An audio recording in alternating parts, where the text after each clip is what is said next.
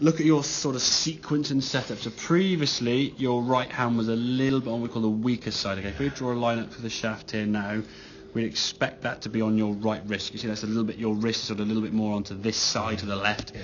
Therefore, your club now is going to come back a bit more open. When the club comes back aiming left, you do as many things possible to try and send the ball to the right. Close the club face, set up, aim right, swing it to the right, all these things trying to fight the left battle.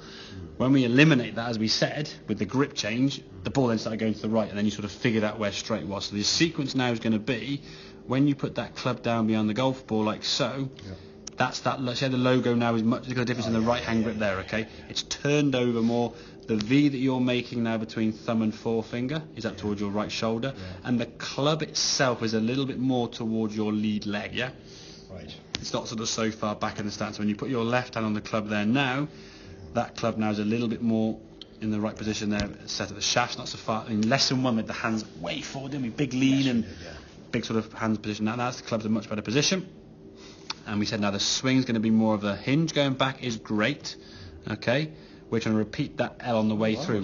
Yes, this is your old swing, to be fair. Your backswing was great. Backswing's looking really good. But as you come in here now, hands a bit too far, driving it low. Your hands now, the club still hasn't overtaken your left arm yet. No.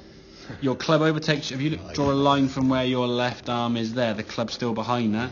And it still hasn't overtaken your left arm yet. Don't think it really does at all. Okay, so it's always staying behind that left arm. If we look at this one on the right hand side now, same good hinge on the way back as we come back to golf ball. Lovely strike. You can see there now your left arm and the club now in a straight line. It's kind of caught up with it now, and then there's a bit of hinge here now, and then it comes through.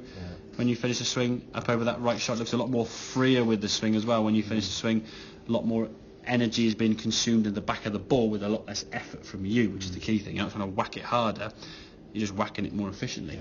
So try to go through that process every single time when you're setting up. Put the club down behind the ball, getting that right hand grip on the club. This kind of image here now, when I sort of send this through to you, maybe screen grab that, that image there with your right hand, okay, how your right hand's on there. So we go line up to the club shaft there, but the other one, that now is through your right wrist, as you can see this sort of joint here, okay? So this is on top, that's going to give you full range of motion and full mobility, okay? And it will make squaring the club face up so much easier. Because if you think when you let your arm just hang down by your side, just naturally you'll stand here, your palm's kind of sort of hang in front, facing back towards your legs. When you put your arm forward, my palm faces towards that trail leg, so I'm gripping it this way.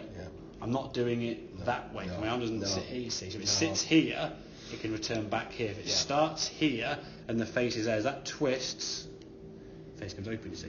So that weaker right hand grip creates a more open club face, and that was part of the reason why your ball then curved this way, and then all the things you did to try and stop that was swing it to the right here. And once we eliminate that curve here, the last 4 or 5 shots you hit with the iron, we're just following those blue lines, going straight to the right. Great strikes, but just straight to the right, okay? So get that club in a better position. Get your hands on the golf club. As the club then goes back, hinge the wrist there through, swish that club through, say 90, 100 yards over that 9-9 and get some drives out there pitching at 150, which on a good summer's day, that's going to be bouncing down there a long way. Okay?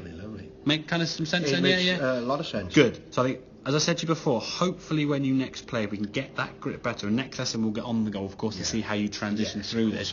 But I would anticipate the next game of golf you play score-wise to be terrible. It might not be. It might be brilliant. But potentially you'll be going so far right every time because you'll get onto certain tees where you stood there before and you'll instinctively aim where you think you have to aim.